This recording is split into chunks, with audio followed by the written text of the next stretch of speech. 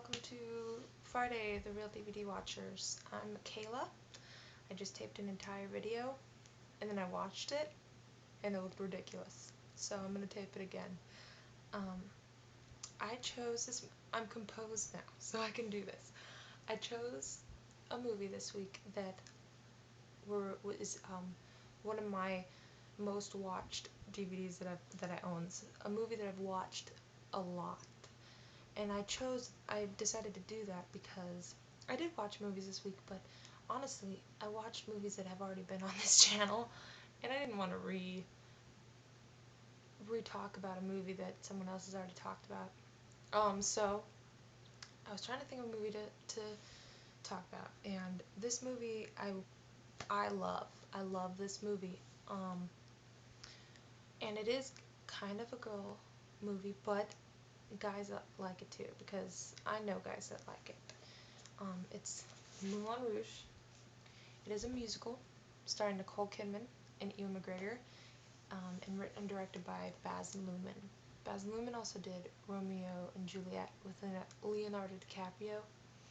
I loved that movie as well. That was a good movie, but it was not a musical. This is a musical. And I think that's what wards people off. I personally like musicals, but some people are like, musical, not so much. I'm telling you, just watch it. The thing about musicals that most people who don't like them, such as my brother, they don't like them because of the cheese factor. Most musicals, that's the reason I like them. Some are a little over cheesy and I don't need too much. That's too much. But cheese in most musicals works, I think. Like, Grease. And it's from speaking to singing, that transition is I think is kind of cheesy, but in a good way to me most of the time. I think this transition from speaking to singing is not cheesy. I think it's flawless. I think it's very well done, and it's a musical for everybody. It's a musical for people who don't like musicals, and it does have it's a love story. Most musicals are, but it's good. It's good. I'll tell you the synopsis right now. Ewan McGregor plays a struggling writer named Christian. Christian, if you can hear me. Sorry. And he moves to Paris to establish a writing career. He's a penniless writer, and he meets Toulouse-Lautrec and a whole bunch of other people who are trying to write a play that comes into a little later, and he ends up being hired as the writer of the play because they like his ideas. And they go to the Moulin Rouge, which is kind of like a brothel, and he's there to pitch his play idea to Satine, who is a courtesan there, who is also lined up to star in this play. And he's confused. Satine confuses him at first for the Duke, which she is supposed to seduce and get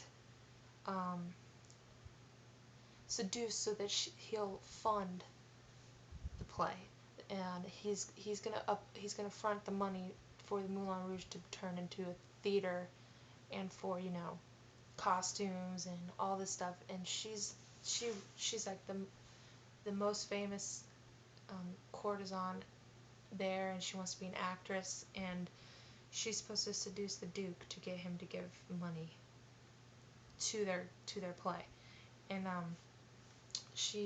so she's seducing Christian, and he falls in love with her, and then she finds out that he's the writer, but she falls in love with him, and they're hiding the relationship from the Duke because he's the bad guy. He's not a nice man, and she's trying to get him, to give them the money, and they have to hide the relationship until after the play. And so it's a love story about them, and she's hiding the relationship, and she's also sick, but it's good. John Leguizamo plays Tulisa Trek, and I think he's amazing too. So all of the songs in this musical are already existing songs, like from Madonna and the Beatles and Elton John, except for one called "Come What May," which was written for the musical, but they play well into it.